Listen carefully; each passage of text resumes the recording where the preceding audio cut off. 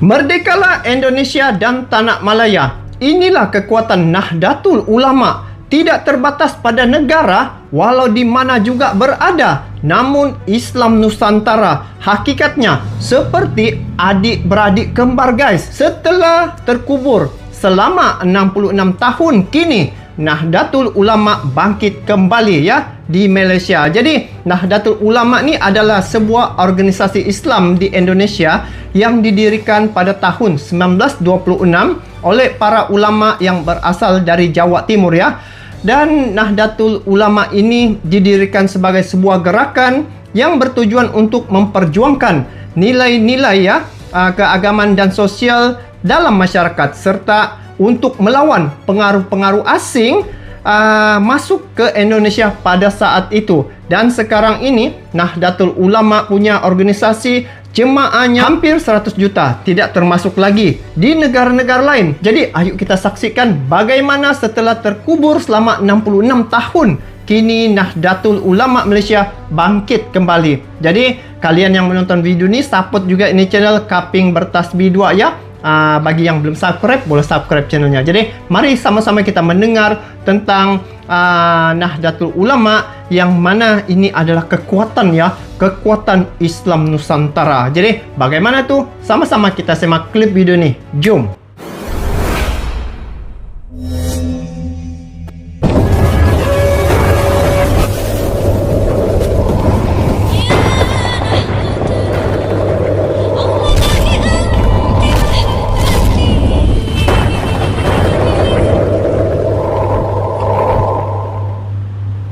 Nahdlatul Ulama tahun 53. Jadi kalau NU di Indonesia ini berdiri tahun 1926, dan ternyata setelah ditilik sejarahnya ini, di Malaysia ini juga pernah berdiri yang disebut dengan NAM, yaitu Nahdlatul Ulama Malaya. Nah, kita minta penjelasan dari Gus kita, Gus Ahmad Faiz, sebagai Ketua Pertubuhan NU Malaysia. Assalamualaikum warahmatullahi taala wabarakatuh. Waalaikumsalam. Waalaikumsalam. Alhamdulillah, terima kasih kepada Pak Sekjen dan guru kita Profesor Dr. Kiai Sa'aki Siraj. Alhamdulillah, sebenarnya di Malaysia ni dulunya sudah ada Nahdlatul Ulama Malaya, terinspirasi daripada kejayaan Nahdlatul Ulama di Indonesia, berjaya menghalang kerajaan Saudi daripada meruntuhkan makam Nabi sallallahu alaihi wasallam di Madinah. Jadi ulama-ulama kaum terinspirasi dari Indonesia ya, pernah mendirikan Nahdlatul Ulama Malaya untuk menghadapi tentangan kaum muda di dalam Persatuan Islam Malaya. Jadi kemudiannya oleh kerana lemah, maka berkubur begitu saja. Dan insyaAllah ini sebagai, bukan kita menjadi pentaksis, tapi pentajdid, memperbaharukan kembali dengan restu daripada PBNU, terutama Profesor Dr. Kiai Sa'aki Siraj dan cucunya Syekh Abdullah Fahim, Tun Abdullah bin Tuan Guru Datuk Haji Ahmad Al-Badawi bin Syekh Abdullah Fahim. Dan kita aplikasi diizin untuk mengaplikasi semua manajemen yang sudah lengkap ada di Nahdlatul Ulama dengan kaedahnya dan sebagainya, untuk kita sama-sama memperbetulkan kembali Islam Ahlus Sunnah wal Jamaahnya, betul-betul tawassul, tawazun dan tasamuh. Dan Syekh Abdullah Fahim memang kalau kita tengok sejarahnya sama dengan Hadratul Syekh Hashim Asy'ari, punya jasa dengan tanah air masing-masing, kemerdekaan negara masing-masing. Dan pondok beliau di kepala batas Pulau Pinang pun diletak nama Dairatul Ma'arif Wataniyah, dan mempunyai nasyidul watani. Jadi kalau di Indonesia itu ada Syekhona Khalil Bangkalan, di sini ada Syekhona Knali Kelantan, ada Syekh Hadratul Syekh Hashim Asy'ari, di sini ada Syekh Abdullah Fahim. Di sana ada Kiai Bisri Samsuri, di sini ada Tuan Guru Haji Ahmad bin Tuan Hasan Nasib. Pantas saja dikatakan kembar ya, adik-beradik kembar. Hasbullah, di sini ada Tuan Guru Haji Mungkin orang satu perguruan ini. Kalau di sana ada Kiai Wahid Hashim, di sini ada Tuan Guru Datuk Haji Ahmad Al-Badawi. Di sana ada Kiai Abdul Rahman Wahid Gusdur, di sini ada Tun Abdullah. Ini karunia Allah Ta'ala bagi untuk rumpun Nusantara. Dan kurniaan, saya tertarik ya. Kurniaan yang diberikan oleh Allah Subhanahu wa taala pada rumpun Nusantara ini.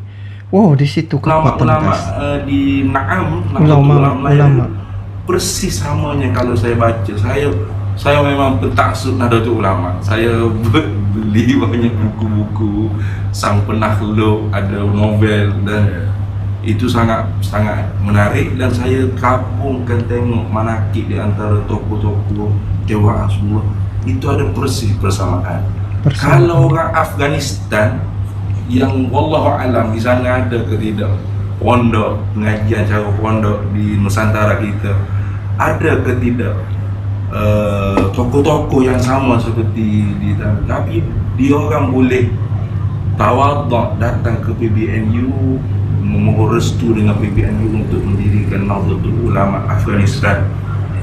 Kenapa kita satu rumpun yang kalau Syekh Abdullah Fahim bagi tahu la yahyal malayu wal malaya wa yastatil Indonesia wal malaya tahu amat, Indonesia merdekalah Indonesia dan tanah Melayu, dua adik-beradik kembar.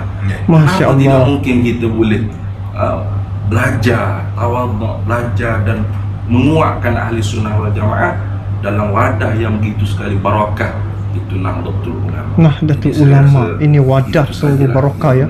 Mungkin saya insyaAllah bacakan. Masya Allah guys. Nah, inilah Wahdah ya.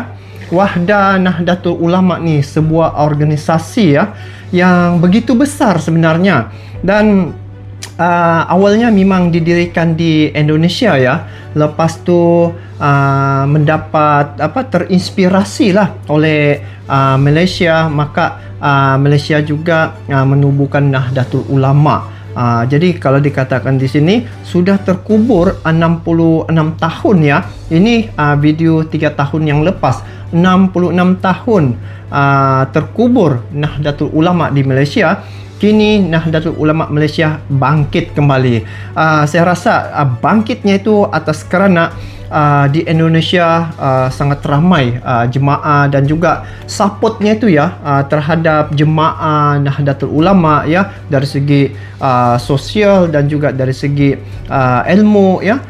Maka itu saya rasa itulah kebangkitan yang saya lihat pada Islam Nusantara ini. Dengan adanya organisasi Nahdlatul Ulama ni, dia dapat menyatu padukan orang-orang Islam, malah bukan orang Islam pun di bawah Nahdlatul Ulama akan terselamat dan juga mereka akan terjaga ya. Sebab Nahdlatul Ulama ni dia bukan sebuah organisasi yang bersifat ekstrim, tetapi dia bertujuan ya untuk memperjuangkan nilai-nilai keagamaan dan sosial dalam masyarakat, serta untuk melawan pengaruh-pengaruh asing yang masuk ya, baik di Malaysia, di Indonesia, kerana pengaruh-pengaruh asing inilah yang suka ya untuk memecah belahkan kita rumpun Nusantara ini guys. Sebenarnya kekuatan yang saya lihat di sini apabila rumpun Nusantara ini dalam satu organisasi Nahdlatul Ulama pasti sekiranya bersatu, kita akan menjadi kuat. Tidak ada lagi penjajah yang berani, kerana di dalam Nahdlatul Ulama terdapat golongan-golongan ulama yang mengetahui tentang agama, bagaimana mengamalkan agama itu dengan betul ya. Dan sering waktu Nahdlatul Ulama menjadi organisasi Islam terbesar ya di Indonesia dengan jutaan anggota yang terbesar di seluruh wilayah Indonesia. Malah dia tersebar ke seluruh dunia ya. Dan juga dalam perjuangan kemerdekaan Indonesia dari penjajahan Belanda, samalah juga di Malaysia. Jadi bermakna di sini ulama-ulama kita yang terdahulu dalam menuju kepada kemerdekaan ya, mereka turut sama berjuang dalam memerdekakan negara masing-masingnya. Seperti Malaysia, ulama-ulama ini juga support ya, membantu dari segi bagaimana untuk memerdekakan negara ya, di Malaysia dan di Indonesia sama juga. So sebenarnya saya amat bersetuju ya dengan ungkapan merdekalah Indonesia dan Tanah Malaya.